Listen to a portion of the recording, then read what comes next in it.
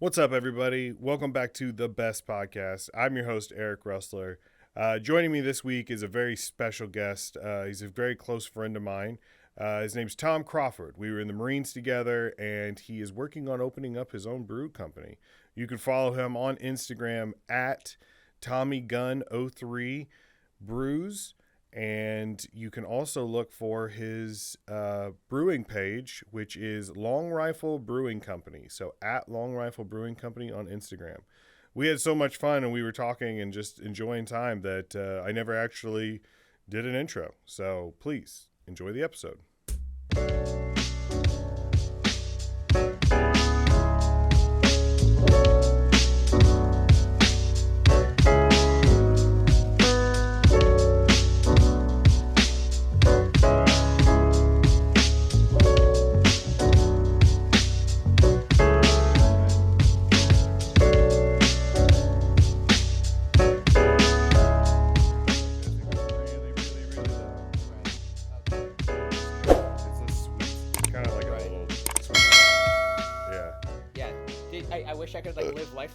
Being half deaf.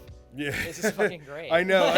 There's so many. It's so funny. I'm like, wow. I'm like, is this what it's like to hear normal? Yeah, when I have veterans in here, like guys I was in the military with, they put on the headphones and they're just like, whoa, is this what the rest of the world? Is this what it was like? Yeah, I would be like, wow, I feel like I'm like a fucking human cheetah. I'm like an owl. I can hear a mouse down the. Yeah. Yeah, this is great. Wow. Yeah. It makes you really want to get on getting like hearing aids again. Yeah. Yeah. I went down that path. I was like, yeah, I think I'm going to do it. It sounded like a fuck ton of work. Yeah, and I was just like, whatever, fine. No, I just deal, you know? Yeah, dude, I had been going through like this whole process when I was getting out.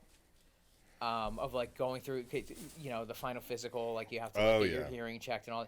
Like my hearing was so bad that I had to do all these other exams to like make sure like what was going on with my hearing, like medically, like before they like let me go.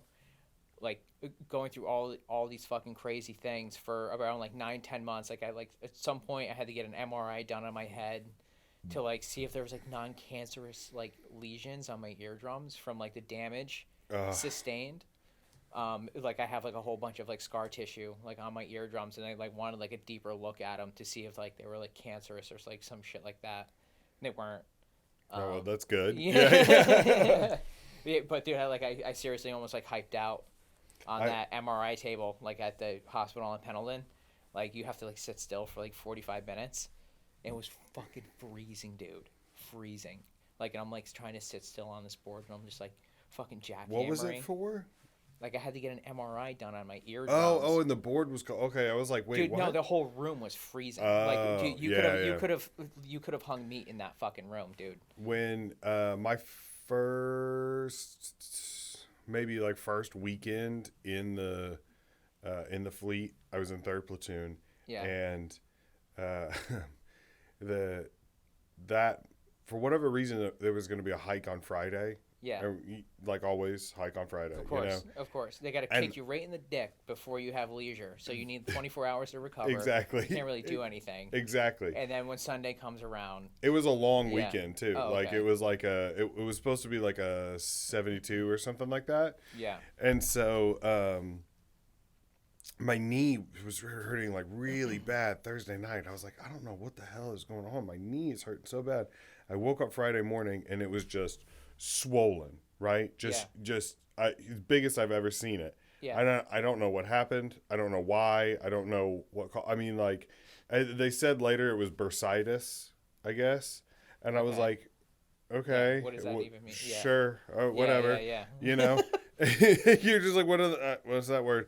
And but it's the morning of the hike. Yesterday I was fine. Today I can't walk. People are like, what happened, you know? Yeah. And I was like, nothing happened. And they were like, bullshit, what happened?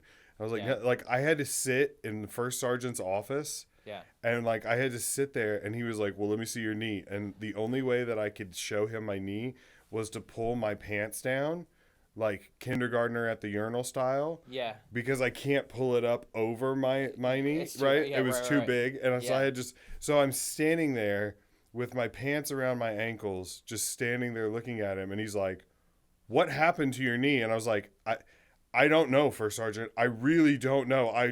It hurt last night. I woke up this morning. It was swollen.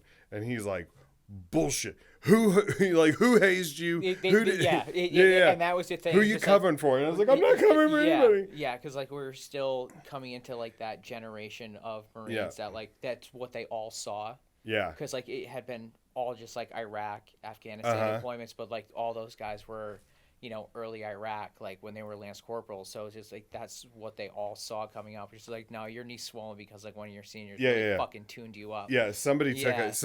Like, you fucked up that day. Yeah. And you went out to the backyard and they fucking, You took a pig egg to the kneecap, you know what I mean? Yeah. Like, oh, yeah. But I was like, I swear nothing happened. And then after a while, he got sick of grilling me, but he made me stay in there with my pants around my ankles. Yeah. And then eventually he was like, all right, we'll just sit on my couch.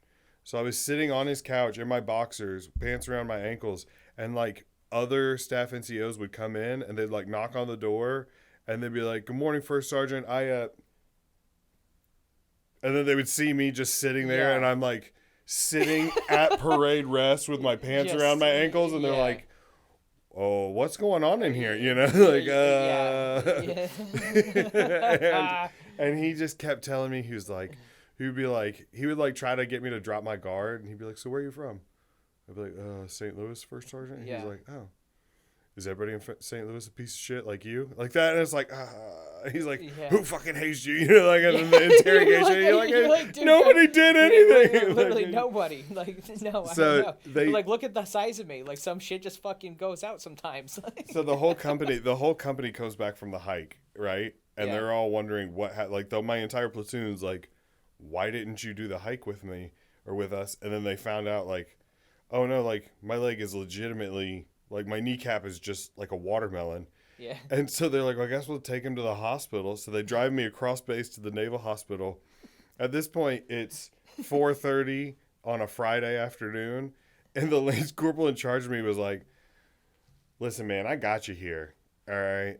It's my weekend too. And my wife and I are supposed to go out to eat. You're going to be all right, right? And I was like, I guess. What trouble can I get into? Yeah, it turns out I had some type of infection because I ended up blacking out in the waiting room. Like I was sitting there and all of a sudden I was like, Lance Corporal, I don't feel so good. And he's like, you're going to be all right, man. Hey, I'm going to take off. Man. You're like, yeah. I have like 103. Yeah, I have a fever. Yeah. Like, hey, my blood is infected. I fell asleep. Like I blacked out in the waiting room, and when I woke up, I was in a hospital. Like I was in a bed with a gown. Yeah. And they're like, yeah, so you have an infection in your knee and blah blah blah. And I was like, oh, okay. Yeah. He's like, you've actually become like septic. You were this close to meningitis actually. So that's what was so weird. Your white blood cell count is actually like at normal. So it's definitely not supposed to be at. Actually, you're actually worse off than Magic Johnson. I don't know how to tell you this. But hey, money can cure anything, so it's all good. Yeah. Dude, there's so many wild... I love going over old stories like that. Yeah. Because it's like, when I see people I knew back then, I'm like, oh yeah, that's right, it was true. Like, we were talking about that last night. Like, I took a moment and I was like looking around. And if you weren't there, like, telling the same stories, I'd be like, okay, good. It did happen like that, right, you know? Right. Because there's so many people that are like, that's not what... No, it doesn't sound real. It doesn't sound real. And you're just like... You can't write so many of the story. You can't write it better. Like, they truly could not be thought up in a writer's room or anything like that. Like, they're so genuine and in the moment. Like... Yeah. And just a crazy thing to just have happen. You're like, dude, no. It's like, this shit usually only happens in, like, the movies or something like that, but... There's so many times, dude. So many, like so many. Like when I was watching Trevor on here and you, just like I was watching that, just being like so like giddy and listening to all you guys like tell those stories. I'm like, oh, it all comes right back. It's just like I was 6 feet away for all of those stories. Pretty much. Yeah. I was just like, and Caitlin's like, she hears the stories like being said and she like looks at me and she's like, oh my god, they are real. She's like, oh no, he's just like 100%, like 100%, like the combat engineer who was attached to us when he got Kearns. trampled. The pig, when he got Sergeant Kearns and the pig, when he got trampled by the pig, I'm like, oh no, dude, like that. Every bit of that is like it's absolutely how that played out. I'll never forget that as long as I live. Just him, just like, and everybody's like running over. And they're like, "What's wrong? What's wrong? What happened?" And yeah, he's like, I remember waking up to like a stampeding sound. Yeah, it sounded like a train coming through. Yeah, like, and you're like, "What the fuck?" Like it's, and then. Crash! What the fuck? And you're like, what the fuck is going on? It's like a double canopy jungle. You're like, you wake up to crash, and you're like, it could be any fucking number of things. It was the only. That was the only night it didn't rain. The entire time we were there, that was the first night. Yeah. And we weren't even in the. Like, we were still at, like, the LZ. Yeah, we just got dropped off at the LZ, and that was morning number 1. I'll never forget when Gunny pulled all the fire watch aside. Like, I don't know. You were probably there because, I mean, it was fire watch. It was all the new guys. Yeah. You know what I mean? Yeah. He pulled us aside, and we were really close to, like, the Malaysian soldiers. Yeah. And some of them were praying, like, on the mat and stuff. And he's like, you guys better keep your eyes out. I don't trust that shit. Yeah. And I was like, oh, okay. Yeah. Like, that's not, like. Oh, yeah. Okay. Yeah. All right, man. Yeah. But, perfect example of, his earliest deployments were, the worst ones to Iraq. That's true. Yeah. That was a trigger. Yeah, for sure. He's like, wait. Yeah. So, you understand. Like, I understand now where he's coming from with how he was, Were you out, on when we were on ship and we stopped in, I want to say it was Jordan, where we had shore patrol or whatever, where we had to what was it called? I can't remember what it was called, but it was the 12-hour shifts. Yeah, it was like a roving security patrol thing.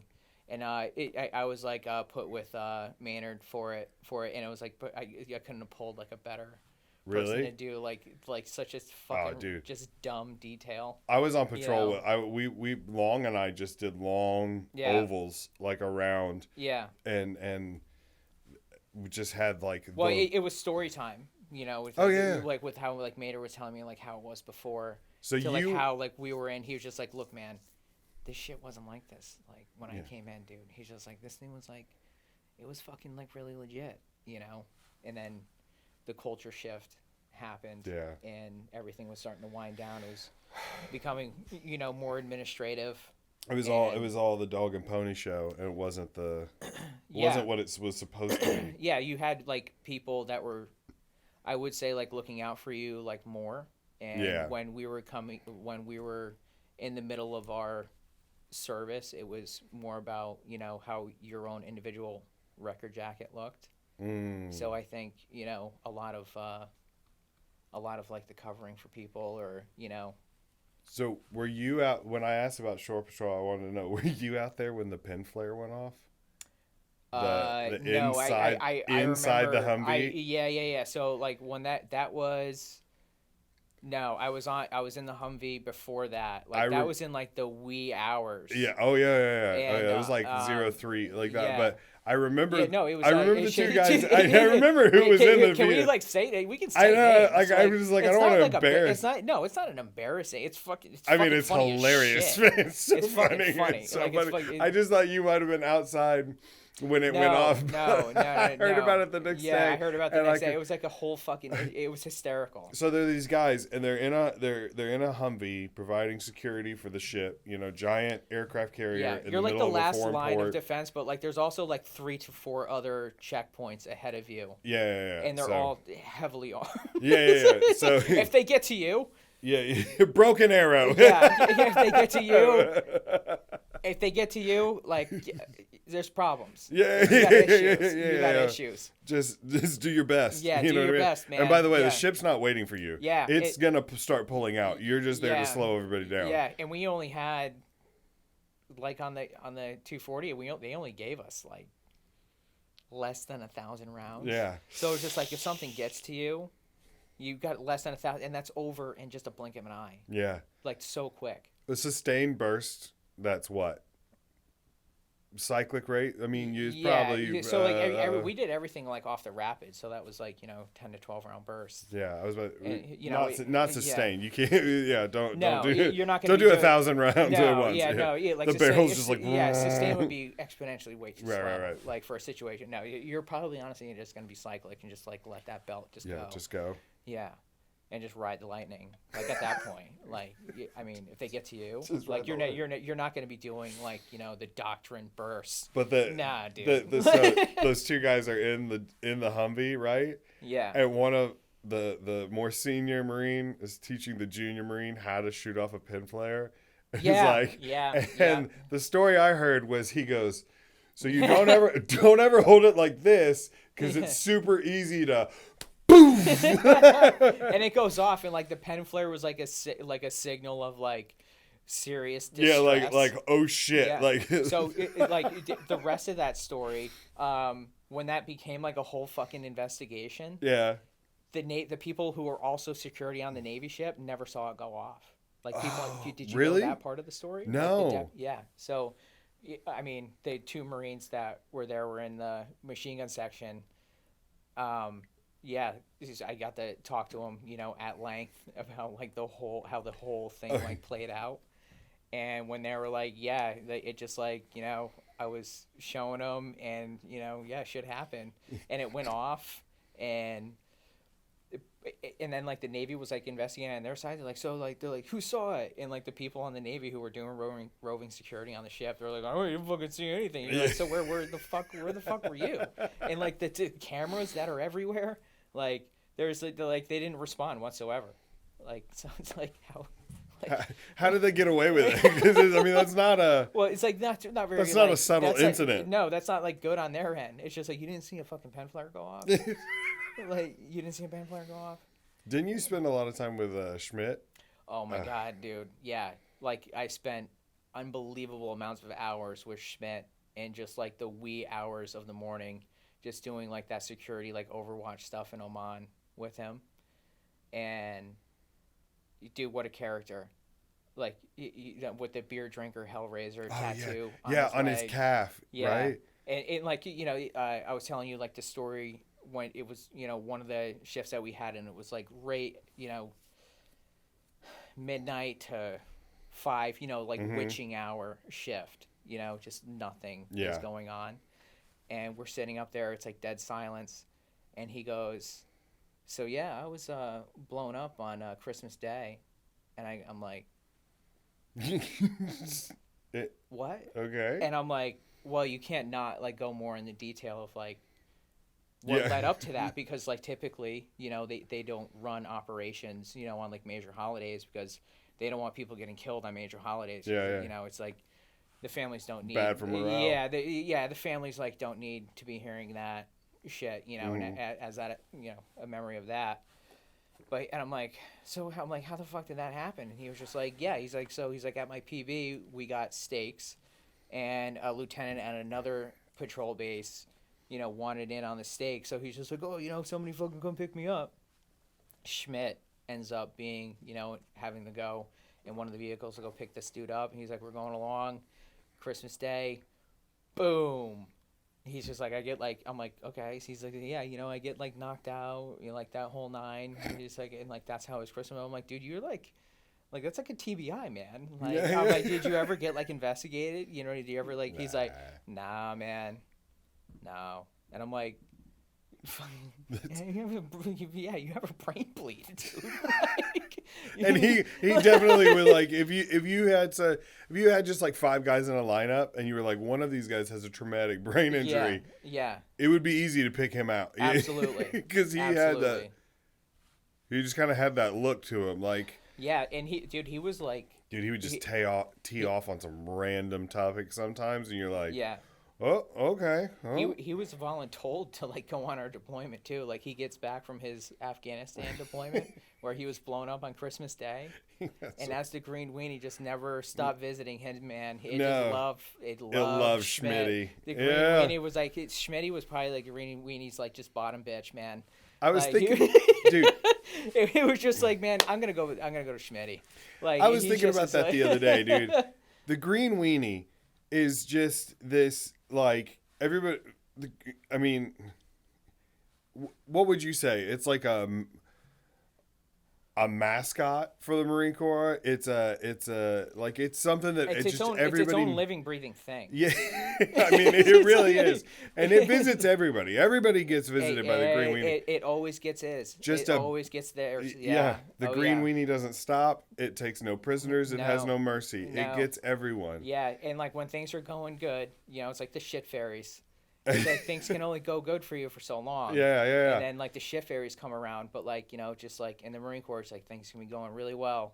Green Weenie's gonna come around, man. It can't be all, everything is perfect. It's gonna get, it comes by, in its own way, in one way or another, like but big, small, whatever. It's still. How weird is it that it's all, everyone knows about it, right? Mm-hmm. And it's accepted.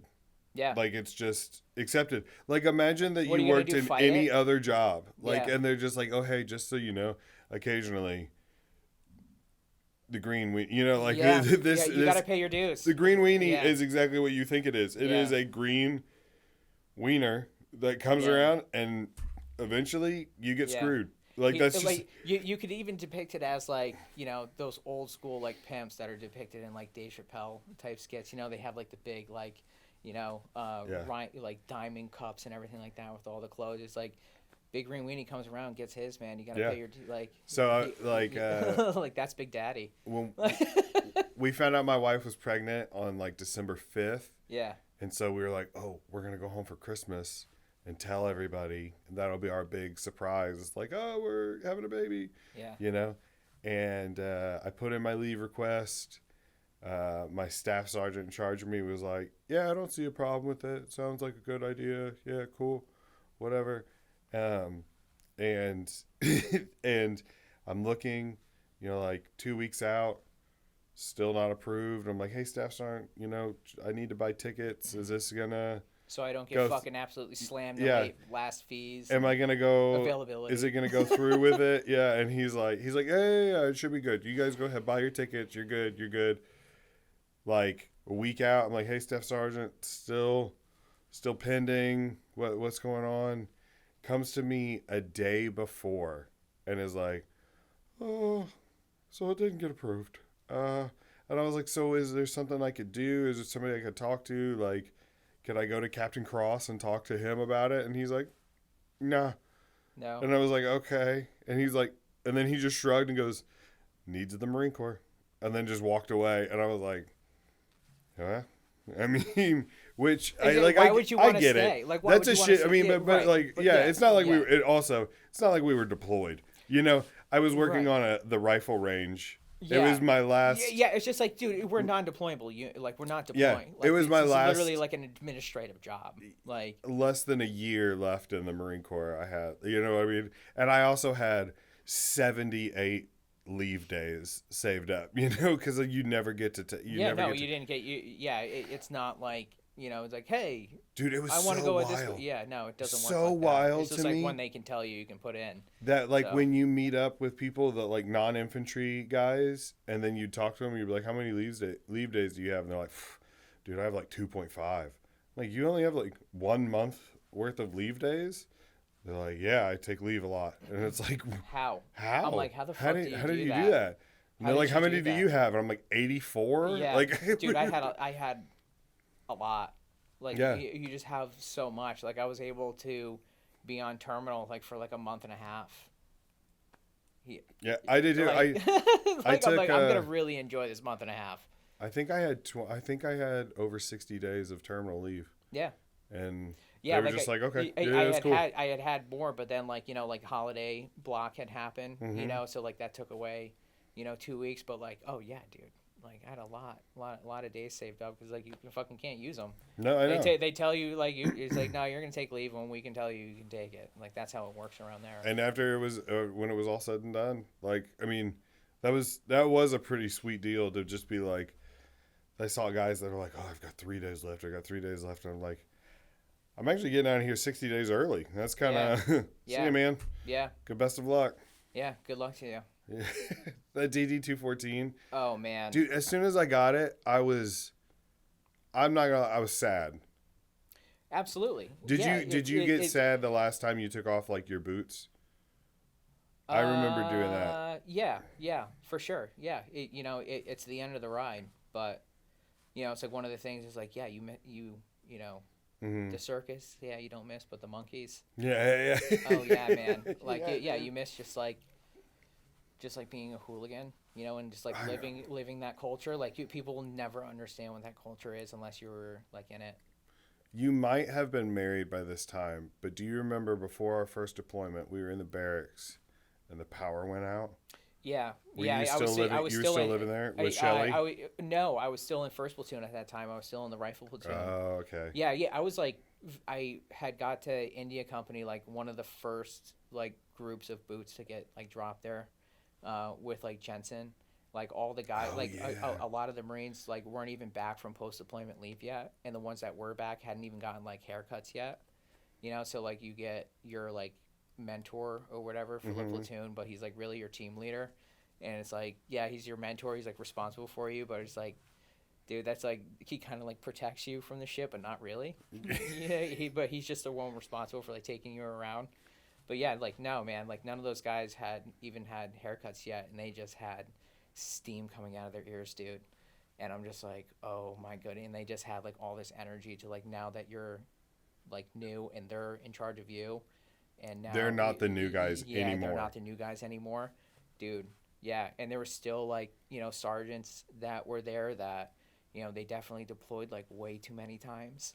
Like way too many times. Way too many times. And and they had like a short amount of time left, but it was something, man. It was a wild ride. Yeah. But I remember specifically when the power went out. Oh, yeah. Do you remember that? I remember the power went out in the barracks, and within 30 minutes, PMO showed up. Yeah. With sirens, like a couple cars, and just sat in the parking lot.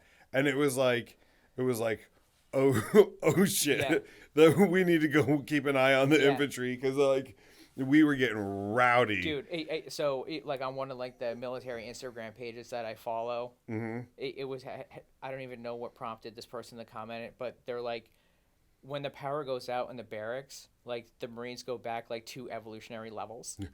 Yeah, like they like go like backwards to like just like cavemen. Yeah, and they start screaming, like communicating via like screams and like hitting things like Bigfoot. I remember I was in 3rd platoon, so I'm on the 3rd deck, right, of the barracks, and I hear there was somebody in the parking lot.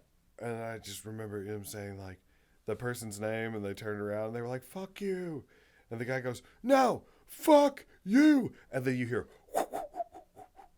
and it was a frozen bottle of ranch, and just went straight through somebody's car window. Yes. I think it was west window. It was west window. It was. And it fucking, frozen. Dude. A brick of frozen ranch hurtled 60 feet through the air and just smashes a window. Yeah. It was like what a terrible person to do that to. Like if that man were to fucking get his hands on whoever it was that did that. Yeah, that was one. Dude, Wes, he's a real deal, man. Yeah. He's a real fucking deal. The Garthok, man. He's a real deal. Yeah. I miss it. I keep in regular touch with him. It's like one of my best friends. Yeah. Good dude, man. He was one of the first guys when we got back from the Malaysia field op, right? We fly in that last night. We're in there. It's like starting to rain because there's a hurricane coming in. And do you remember that? We were sleeping on a road on a hillside. Yeah. And I remember the Malaysian interpreter was like, snake. Or Yeah. he goes, Viper, Cobra. Like he pointed to the either side of the road and just said Viper, Cobra, like that. And then he was like, he just pointed like, stay on this road. We had to stay like very exposed when like, arms of like what the typhoon or monsoon or whatever it was that they call it. Yeah, so we had to stay just in this exposed area because like off of the roads were just like these highly venomous snakes, and like the odds of you being bit are just like basically guaranteed.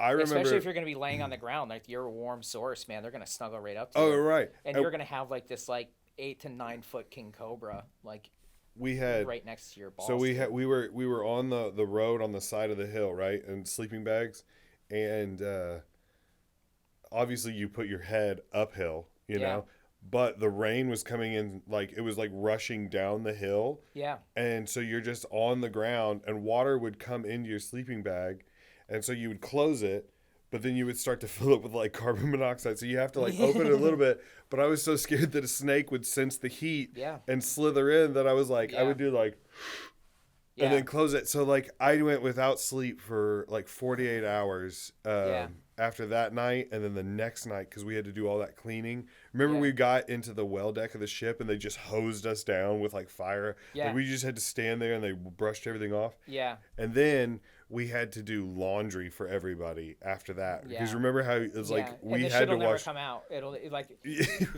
for years I was coming across like skivvies and all that stuff, and it was like the smell of the jungle never. Like they it's just still smell on. like It's still on things. Like I'll be like going through like Foot Lockers and stuff, and like I'll find like something that went through the jungle and it just smells like decay. I remember, but West, to bring it all back home, West was the first guy that was like, I was exhausted, and he looked at me and he goes, "Go to sleep." And I was like, "Corporal, I've got so many things to do, blah blah blah." And he goes, "No," and he took me into the berthing and he like made it like he made eye contact with all the seniors and he's like, "Hey, he's going to bed," and then he like put me in my rack and it was like, he's done. You're done fucking with him for today. You know what I mean? And I remember being like, this dude's solid. Dude, he made it to Marsoc, man. Yeah, he made it. Dude, like Garsoc, remember? Garsoc, dude, that selection. It's just like, dude, to make next level, man. The warrior. It's the real fucking deal, dude. Shout out, Charlie. Yeah, shout out, man. Seriously. Like, oh man, I hope he's cool with us using his name. I'm sure he's out. It's over now, right? He's out. Yeah, he's not. You just never know, especially when people cross that line and they go special. I mean, there's still a guy in it who's active, but like I totally won't say his name. I'm sure remember who. Was it Second Platoon? Yeah. Yeah. You know the guy. Yeah, I know. Yeah, he's I'm next to positive he's still. Oh yeah. Doing that. He has a.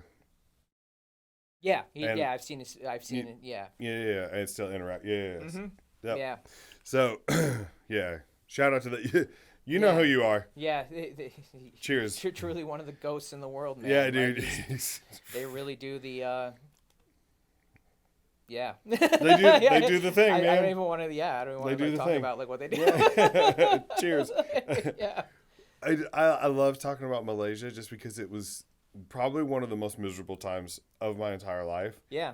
Do you remember getting there and the very first thing that the Malaysian army did was they brought us to this like outdoor like amphitheater kind of thing, but it wasn't an amphitheater. It was just like a screen, projector screen with like bamboo benches in the middle of the jungle. Yeah, it was like a jungle classroom.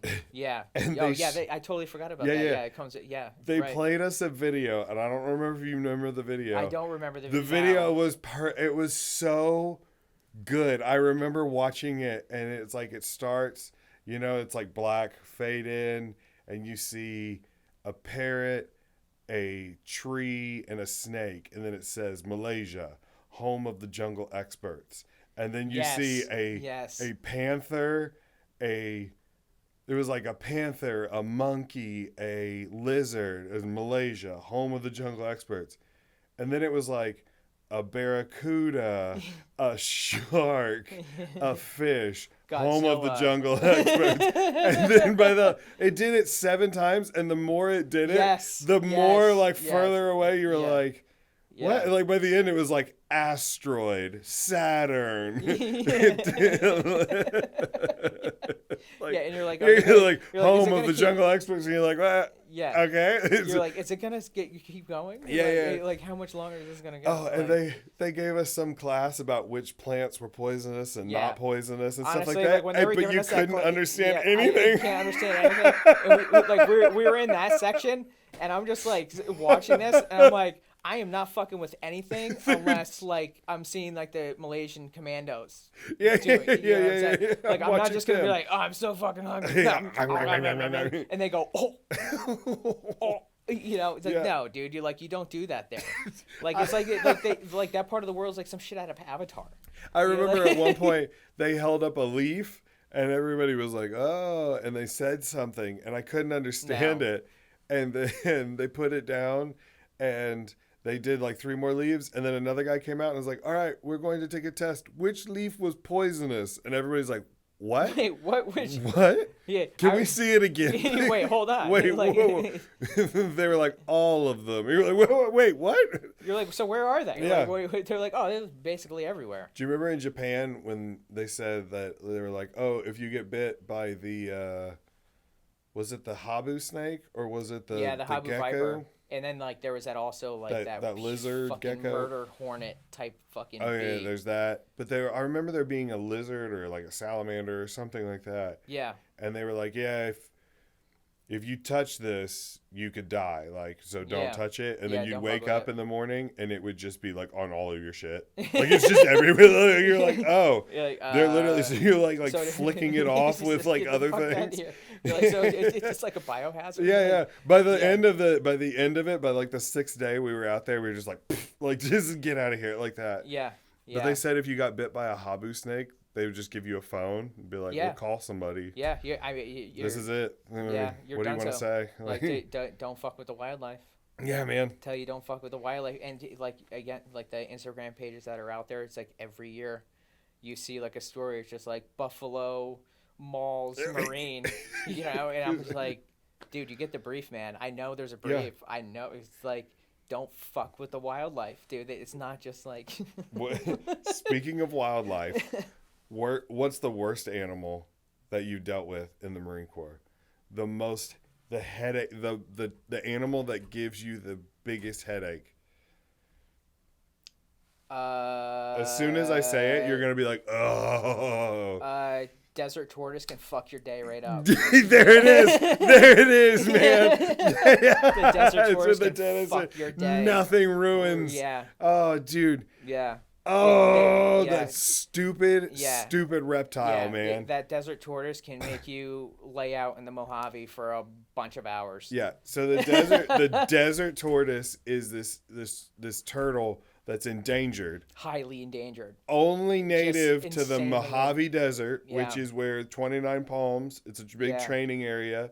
You do desert training. So it's 115 degrees. Yeah. All you have to do is go through this, like this gun range, whatever. Yeah. If there's a desert tortoise anywhere within a mile of you in any direction, everything shuts down until life stops. It decides it wants to leave. You can't pick it up and move it because they'll pee themselves and then dehydrate and die. Yeah. So you can't touch them. You just have to sit there and let it. And if it decides it wants to take a nap in the middle of the gun range, guess what? We're all just going to sit here and watch this turtle nap. It's real. It's real. Like that's one of those things that like one of those small little stories that just sounds so ridiculous. And I heard it can absolutely. Dude, I heard a story of a turtle like that wandered onto a range, and range control came out. Like they didn't report it. Yeah. They were like, let's just move it. You know what I mean? So they like picked it up. They like took it like out of the distance and like put it down, and then came back, and range control came out, and they were like, hey, we got a question for you guys. You haven't seen any turtles today, have you? And they're like, no. Why do you ask? And they go, well, we had one that was it was tagged a GPS locator, and it was right here. Yeah. And then it went about 45 miles an hour that direction. I don't know. Honestly, dude, I think we saw like this weird UFO in the sky. Yeah. Like I think like maybe it got like abducted or something. Like, the turtle just took off. Yeah, it was like nah. Yeah.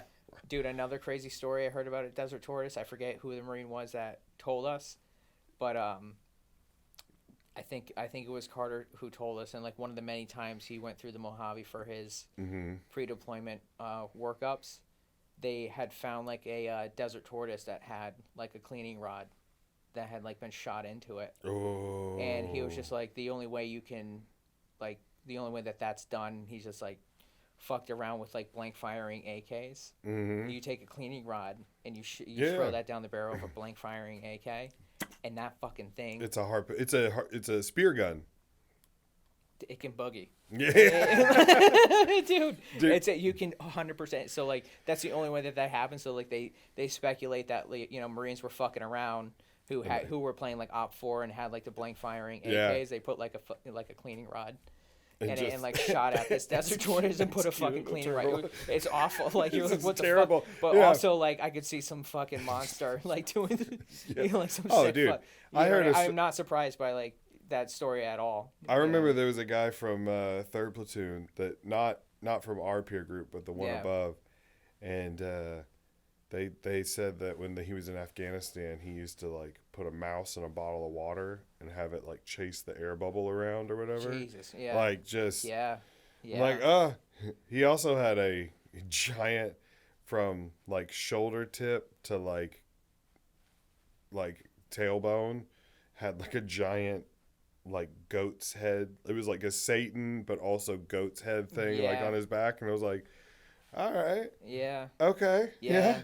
I mean, do your thing, man. Dude, we had that like one Marine he was definitely a Satanist. 100%. He had like the Black Bible and all that stuff that was like written by the guy who had like that the Black Mansion in San Francisco. Mm-hmm. Yeah. He let me read like a few chapters out of that book, and it was like, nah, I'm good. It was dude, it was fucking wild. Like you can see how people can get hook, line, and sinker into that. There's people that are they're already prone to head down that direction, and they just need a little poke. Yeah. And next thing you know, I came into, well, he was my roommate for a while, and I came into our room, and he was like listening to like summoning chants and stuff one time, and I was just like, I need to get out of here. Like I really need to change rooms. Yeah, the vibe is this is a little awkward. It was so weird because then they immediately, when I did change rooms, they put me in a room with hardcore. So you went from like like born again Christian, Prince of Darkness. Yeah. I'm not kidding. I had one roommate who would try to like put candles in a circle and summon a demon. Yeah, it had actual like like demonic stuff. tattoos, like, tattoo. Yeah. Then immediately switch rooms, and a guy who every night hands and knees on the side of the bed praying, like testifying every day, like would wake me up and be like, have you thanked Jesus for being alive today? Like that. Like, you're like, where am I? We're all on the same side. What time is it? It's 5 a.m. Yeah. He's sitting there meditating. Have you thanked God for life and everything? Yeah. He bought me a rosary one time. And I was like, that's like a gun in your face, and you're like, I don't. Oh my God. Yeah. We'd go to work, and he'd be like, you piece of shit. And then we'd get off work, and he would just be like, dude, glory to God in the highest, man. And you're like... Dude, he would go to downtown San Diego and just, like... hand out Bibles and preach. And, like, be on the corner and, like, reading, like, passages. And when he wasn't doing that, he was rock climbing. He got really into rock climbing. Heavy into rock climbing. Yeah. Yeah. He's firefighting. Is he? Dude, he was a good guy, man. I did like him. It was probably, like, 3 years ago at this point. Through, like, LinkedIn. Of all fucking websites, like he like came across like my LinkedIn. I sent him a message. I'm like, let me fucking just see if he like responds. He responded, and like we said like a few messages, and like I let him know how everything like went. He was like, yeah, man, I'm in Texas, like being a firefighter, like, oh, good, man. Just he's like he found a groove, I'm glad he didn't go back to that life before he had. He would never get back into that. Well, some people just fall back. You go back to the same pond. You hang out with the same fish. Yeah, but he was such like an intense dude that like he was. Well, he was one of the real ones. He was real. He was a real one, dude. He had a very rough upbringing in Texas. He was leading a section of a gang in Austin. At 16 years old, dude. Like a very violent street gang, dude, he was a real deal. Yeah. Like He told me one of the first things he ever said to me was what was it? Something like he was like, I killed way more people before I ever put on a uniform, and I was like, all right, cool, yeah. What was that about Jesus? Yeah. Hallelujah. Like he told me like the story of like the first time he like shot somebody. Yeah. He was just like, oh yeah, man. He's like, I was 16. And maybe I should bleep his name out when it comes to the. Cause now we did take it to. Yeah, it's all right. He knows who we were talking about, but yeah. Just in the beginning because he might not want. Yeah, you can bleep it out. Yeah. He put that life behind him, so. No, he absolutely did. Yeah. So and he even like openly talks about it, but like. Well, there's also not a statute of limitations on murder. Yeah. So you know what I mean. Well, it's attempted. It was attempted. Yeah. He winged him. He didn't learn how to shoot till after the marriage. After. You know what I mean? He said he got him in the arm, so it's like basically. Yeah, like, he winged him. You know, it was like a warning shot. Yeah. It was basically a courtesy. You know what I mean? Yeah. So at that point, you probably want to like maybe. Yeah.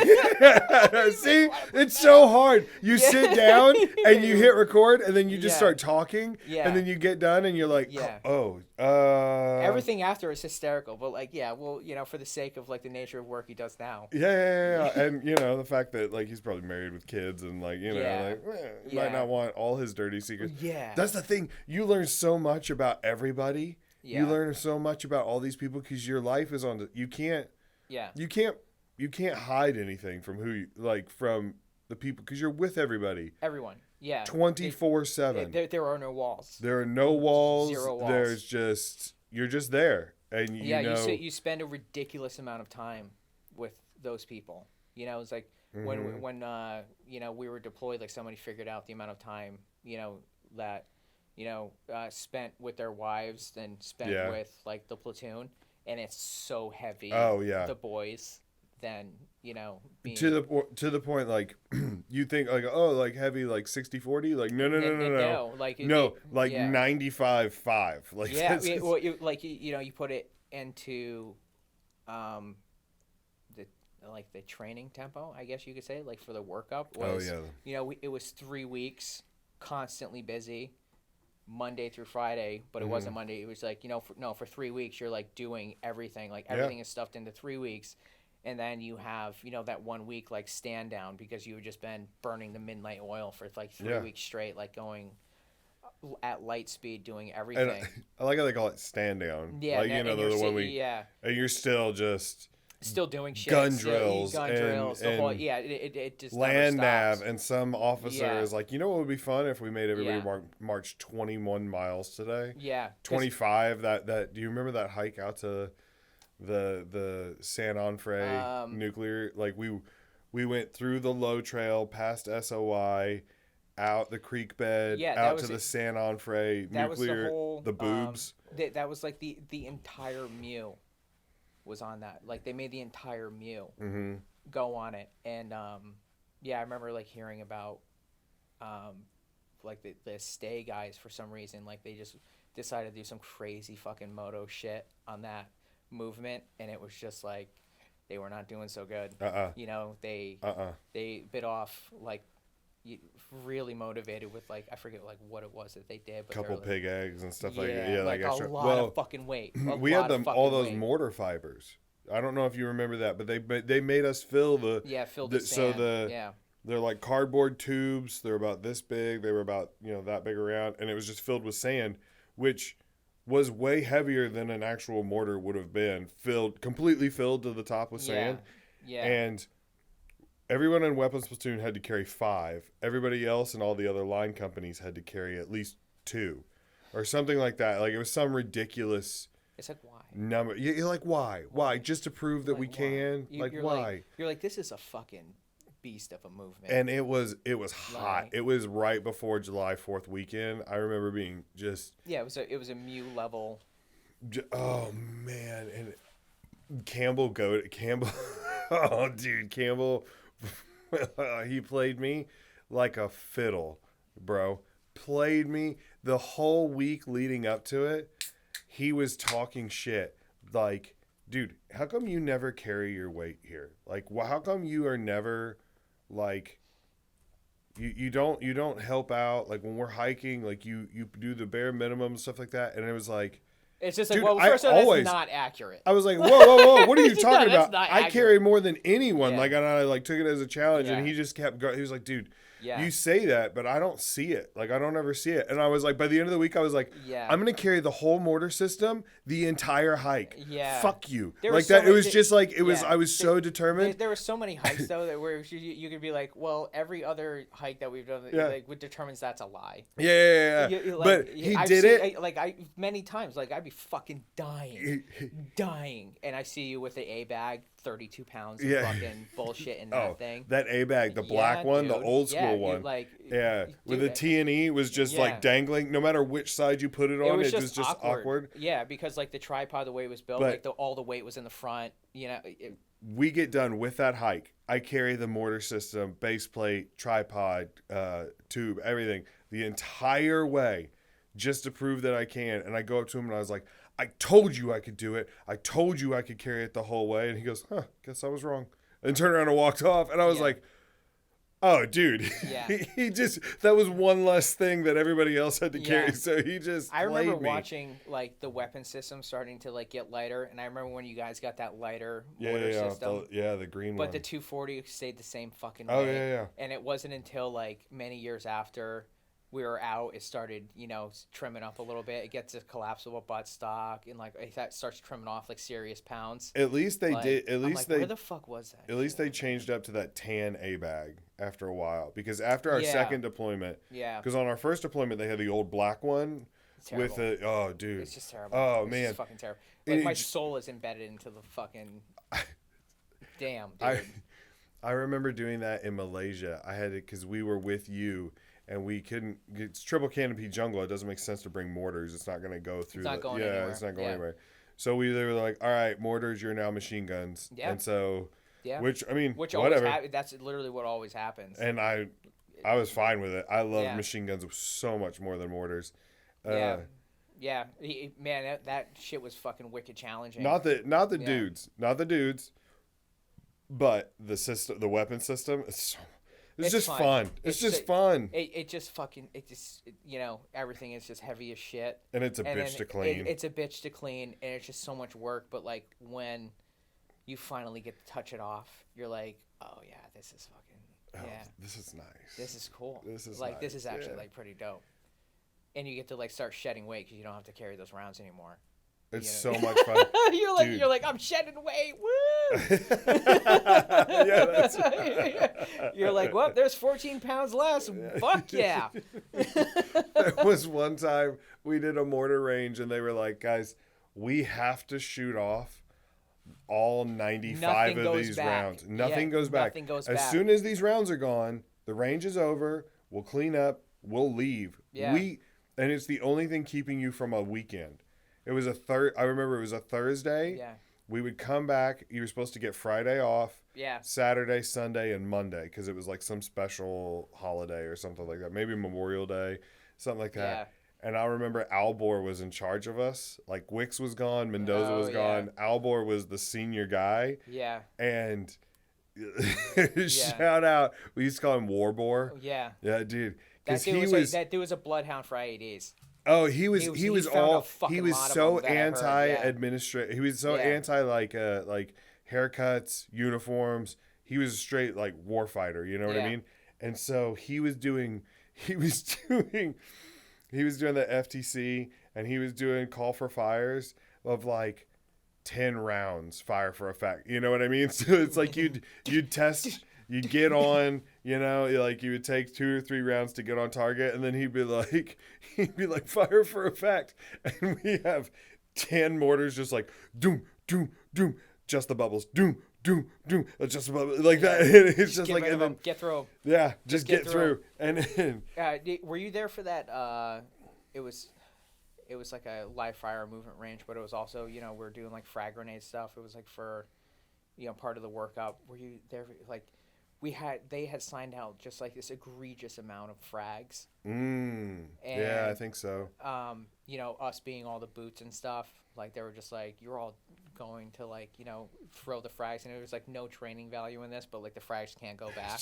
Just chucking. And you're just like yeeting frags into this valley. just as like fast as you can. And it's like Staff Sergeant Ellis like leading it, like, you know, somebody who had been blown up, I think it's like 6 to 8 times, 6 or 7 times. So he just didn't give a fuck. You know, he's just like, throw him, keep fucking throwing him, and we're just like right into this ravine, just like getting through him.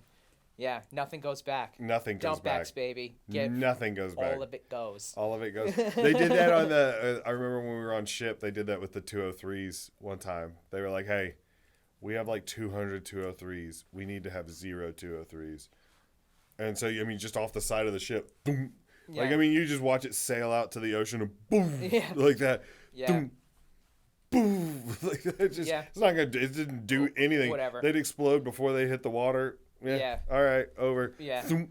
Boom. It's like the life of like an eccentric, like multi-billionaire who has like, you know, generationally wealth money. He's like on a yacht with like 203s and machine guns. He's like, I'm just gonna shoot some 203s into the ocean real quick with like all this tax dollars. You know what was crazy is that there was a point in time where it was like we shot so many guns so often that if you put a gun in front of me today, I'd be like, oh, cool. Like that, like I wouldn't be like, ooh, I want to pick it up, I want to play with it. Yeah. Like I might check it out, but no, like I still love firearms. Yeah, of course, you know. Right. But yeah, like to the appeal of like going shooting, I'm like, oh no, like for sure, like it sounds exciting, but I won't like go out of my way to like go shoot. Yeah. It's just like, man, we did some shooting. You know, it's like I did, you know, a lot of shooting. I see a lot of now. It's like it's cool. There's a lot of guys who it's like their whole life. It seems like it's like all about going shooting and stuff. And I'm like, yeah, man. Like I've done it. Dude, it's That's dope. fun. Yeah, it's cool. It's a good time. It's a fun hang. No, dude, it's amazing. Yeah, it's a good time. But also, I'm not motivated to like go out and do it because we did it so much. Yeah. You know, so it's like it's all just gonna the novelty's gone. Yeah, it's all a watered down version of. And it was something work. I've already done. You know it was work for a bunch of years. It was work. Like work. You know what I'm saying? So it was just like when you think about it, you're like, man, that was like work for like a bunch of years, and it's like a lot of work. What was the dude? What was the best training that you think we got? Like one of the best. I loved Mount. Oh, and I loved the Helo Dunker. Yeah, that was a fun day, man. Yeah, definitely like the urban operations things because like that's what the world's gonna be. Yeah. I loved clearing. I mean, it was like playing GoldenEye, but like in real life. Yeah. You know what I mean? Just going like. And like the military spared no expense with setting up environments, you know, for you to do that in, you know, to be like fully immersed, like, you know, the immersion of whatever environment you could possibly go into, like that town where like they'd bring in the actors and all that stuff, and like they would even have like smells being pumped out of things of like so sheep it smells and things like it would. They tried to replicate everything down to like how everything smells.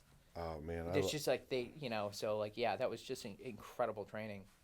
That was so much fun. I loved it so much because it was fun, and it was like I felt like we were like, I don't know, I felt like we were good at it, and you feel like you're killing it, and then all of a sudden you just get shot, and you're like, oh.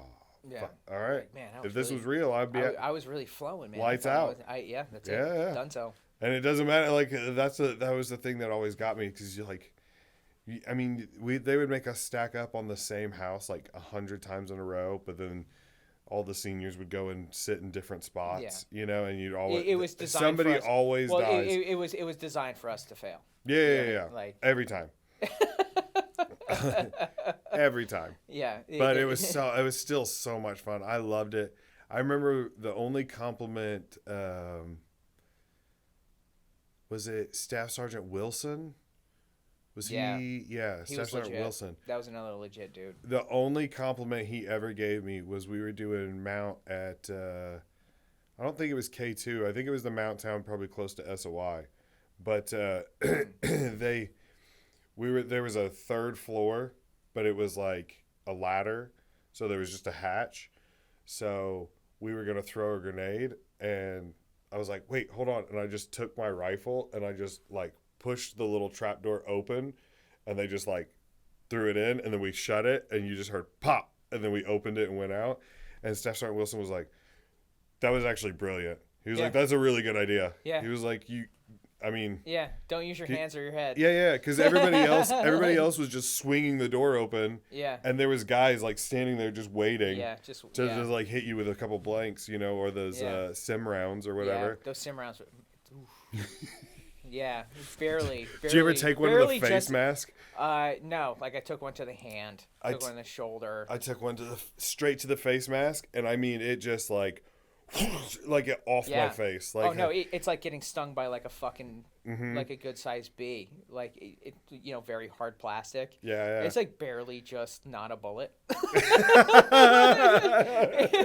It's like a bullet, but like not really. Yeah, but it's like basically like I've seen like polymer tips on you know, on bullets, and I'm like, man, that polymer fucking feels like a little familiar. Yeah, like, like, oh fuck.